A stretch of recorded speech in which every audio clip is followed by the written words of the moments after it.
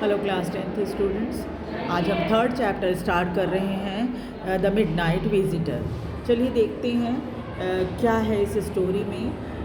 थोड़ा सा इंट्रोडक्शन देख लेते हैं। Ausable a secret agent is expecting to get a very important report. Ausable जो कि एक जासूस है, उसे एक बहुत ही इम्पॉर्टेंट रिपोर्ट मिलने वाली है। Another secret agent max threaten him with the pistol demanding the report. दूसरा एक जासूस है जिसका नाम मैक्स है, वो उसको धमकी देता है कि वो रिपोर्ट उसको दे दे जिसका ऑजेबल इंतज़ार कर रहा है। Does ऑजेबल outwit him? क्या ऑजेबल मैक्स को बेवकूफ़ बना देता है? चलिए देखते हैं इस स्टोरी में। ऑजेबल did not fit any description of a secret agent Fowler had ever read. Fowler ने जैसा पढ़ा था कभी, ऑजेबल कहीं से भी उस डिस्क्रिप्शन में कि सीक्रेट एजेंट कैसा होता होगा या जासूस कैसा होता होगा, कि इमेज बनाते हैं ना कि जासूस कैसा दिखता होगा, तो फाउलर ने जो इमेज बनाई थी एक जासूस की, ऑजेबल कहीं से भी वो फिट नहीं बैठता था। Following him down the musty corridor, उस दिन वो उसके पीछे पीछे एक बहुत ही अंधेरे से कॉरिडोर में एक बहुत ही मनहूस सा एक फ्रेंच होटल था। उसके बाद वहाँ ऑजेबल का कमरा था। Fowler felt let down. Fowler लगा कि बहुत गलत जगह पे मैं आ गया, कहीं से भी मुझे यहाँ नहीं आना चाहिए था, ऐसा उसे महसूस हो रहा था। It was a small room, ये कमरा छोटा सा था। On the 6th and top floor, ये छठे और सबसे ऊपर वाले फ्लोर में था। And scarcely setting for the romantic adventure, और शायद ही कहीं से वो इस चीज़ के लिए फिट बैठता था कि भाई यहाँ पर कोई एडवेंचरस काम होता होगा। Ausable was for one thing fat, very fat. Ausable बहुत ज़्यादा मोटा था। And then there was his accent, फिर उसका प्रोनाउंसिएशन भी कुछ अलग सा था। दो ही स्पोक फ्रेंच, वैसे तो वो फ्रेंच बोलता था और जर्मन भी थोड़ा बहुत जानता था। He had never all together lost his American accent, वो कभी भी अपना जो अमेरिकन प्रोनाउंसिएशन होता है, जो टच होता है अमेरिकन एक्सेंट, वो उसने कभी नहीं भूला। He had brought the parts from he has brought to Paris from Boston 20 years ago, और जिस अमेरिकन एक्सेंट को, जो प्रोनाउंसिएशन है उसकी, उसको लेकर वो पेरिस से बोस्टन आया था 20 साल पहले, उसको वो कभी भी छोड़ नहीं पाया। जैसे आप देखिएगा हम सब इंग्लिश बोलते हैं, बट क्या होता है जो खास एरिया के होते हैं तो उनके एक्सेंट से आप पता, जैसे साउथ इंडियन है या पंजाबी हैं या बिहारी हैं, तो उनके एक्सेंट से, बंगाली हैं, उनके एक्सेंट से पता चल जाता है आपको कि अच्छा ये बंगाली है। इंग्लिश तो बोलते हैं वो, बट उनके एक्सेंट से आप समझ जाते हैं। उसी तरह ऑजेबल का भी था।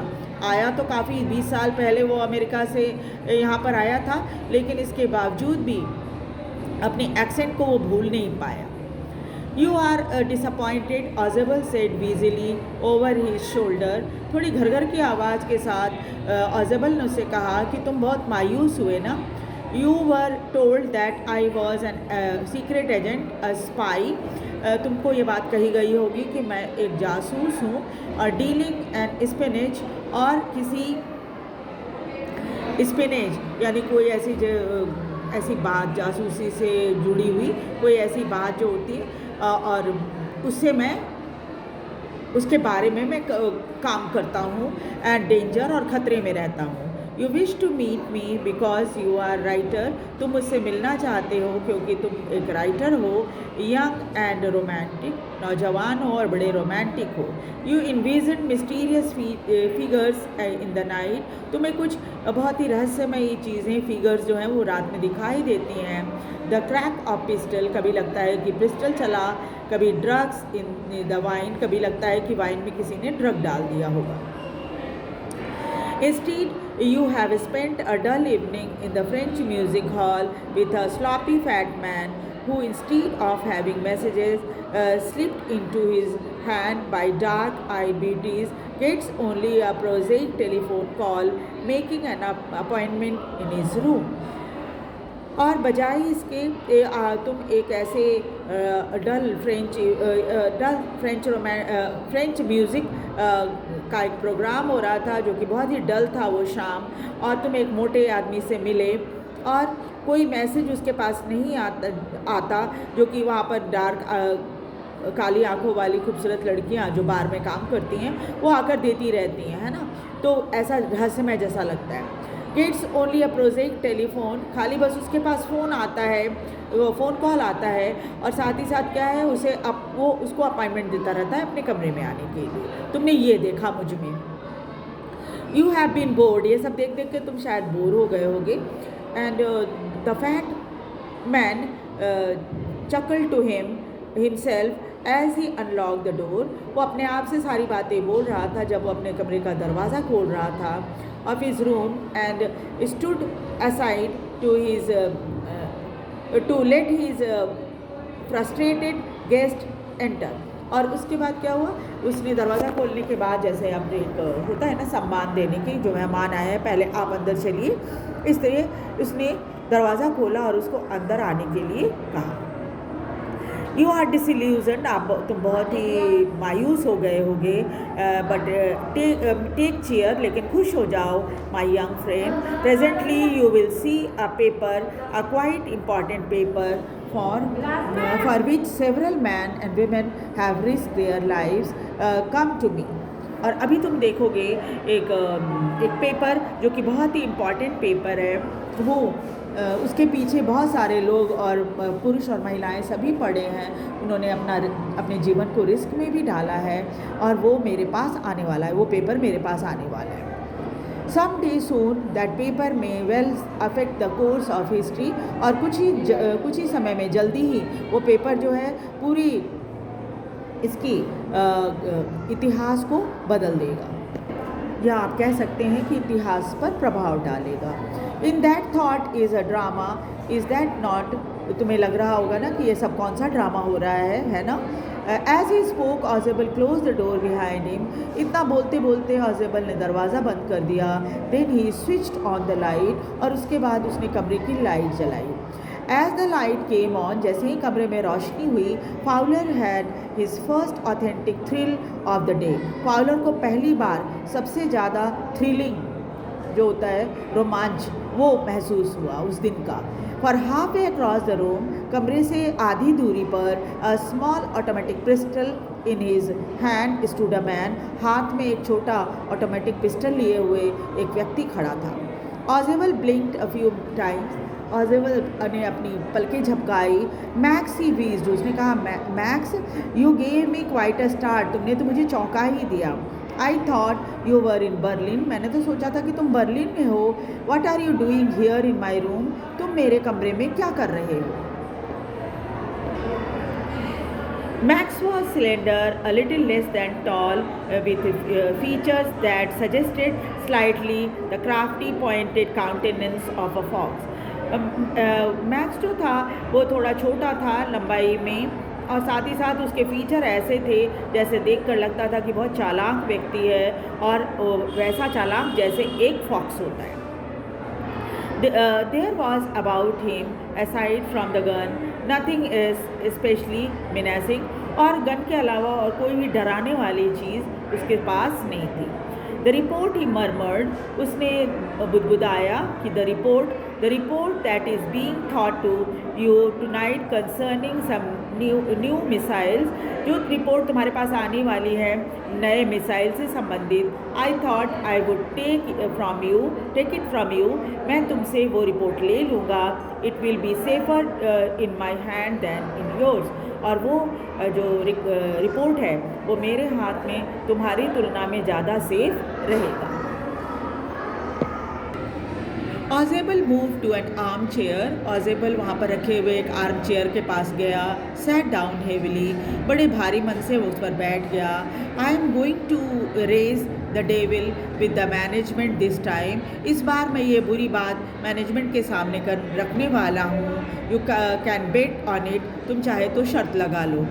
ही सेड ग्रीमली, बड़े मायूसी से उसने कहा, this is second time in the month that somebody has got into my room through the nuisance of a balcony।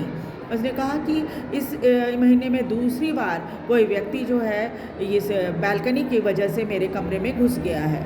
Fowler's eye went to the single window of the room. Fowler की नज़र भी उस एकमात्र window की तरफ चली गई जो उस कमरे में थी। It was an ordinary window, एक साधारण सा विंडो था, against which now the night was pressing blackly, और उसके से बाहर रात का अंधेरा धीरे धीरे दिखाई दे रहा था। Balcony, max said. Balcony, max ने कहा विथ राइजिंग इन्फ्लेक्शन, और थोड़ा सा दुविधा उसके मन में थी। नो पास की, उसने कहा नहीं नहीं, मैं तो पास की मदद से यहाँ आया। I did not know about the balcony, मुझे तो बैल्कनी के बारे में कोई जानकारी नहीं है। It might have saved me from trouble had I known, अगर मैं तो मुसीबत से बच जाता अगर मुझे इसके बारे में पता होता। यानी बैल्कनी है और उससे मैं अंदर घुस सकता हूँ तुम्हारे कमरे में, अगर मुझे ये पता होता तो। It is not my balcony, Ausable said with extreme irritation. Ausable थोड़ा चिढ़ते हुए बोला कि ये मेरी बैल्कनी नहीं है। It belong to the next apartment, ये दूसरे अपार्टमेंट का बैल्कनी है। He glance explanatorily to Fowler, और उसके बाद वो फाउलर की तरफ अपनी बातों को एक्सप्लेन करने के पॉइंट ऑफ व्यू से देखा। यू सी, देखो, said this room use to be a part of large unit, ये कमरा एक बड़े से यूनिट का हिस्सा है। एंड द नेक्स्ट रूम, और अगल बगल वाला कमरा, through that door there use to be a living room, और बगल वाला कमरा है उसका वहाँ पर लिविंग रूम है। इट हैड द बैल्कनी, और इस लिविंग रूम की एक बैल्कनी है which extend under my window now, और वो बैल्कनी मेरी खिड़की के ठीक नीचे तक बनी हुई है। You can get in to it from the empty room two doors down, और तुम यहाँ पर इस खाली कमरे में जो दो डोर बने हैं उससे आ सकते हो। समबडी डिड, और फिर किसी ने ऐसा ही किया लास्ट मंथ में। The management promise to block it off but they haven't, और मैनेजमेंट ने मुझसे कहा भी कि वो उस दरवाजे को ब्लॉक कर दिया जाएगा, लेकिन उसने अभी तक ऐसा किया नहीं है। Max glanced at Fowler, Max ने फाउलर की तरफ देखा, who was standing stiffly not far from Ausable, एकदम बिल्कुल सख्त सब सदमे में जैसे खड़े होते हैं ना, सदमे में खड़ा था ऑजेबल के ठीक पास में। And wave the gun with a commanding gesture, और बड़े ही कमांडिंग तरीके से उसने अपना गन हिलाया। Please sit down, he said, we have to wait of half an hour I think, मुझे लगता है कि आप बैठ जाओ, मुझे लगता है कि आप करीब आधे घंटे तक हमें इंतज़ार करना पड़ेगा। 31 मिनट, ऑजेबल सेड मूडली, तो ऑजेबल ने भी कहा कि अरे नहीं, 31 मिनट वेट करना है। The appointment was for 12:30, appointment जो है वो 12:30 का है। I wish I knew how you learn about the report max, मैं जानना चाहूँगा कि तुम्हें इस रिपोर्ट के बारे में कैसे पता चला। ठीक है, तो ये तो स्टोरी हमने अभी आधी स्टोरी पढ़ी, नेक्स्ट डे हम इस पूरी स्टोरी को कंप्लीट कर लेंगे। और आप ध्यान से स्टोरी को देखिए, लाइक और सब्सक्राइब कीजिए, और कमेंट करके मुझे बताइए कि आपको समझ में आ रही है ना ये स्टोरी, और शेयर भी कीजिए ताकि आपके फ्रेंड्स भी इसका फ़ायदा उठा सकें। Thank you very much.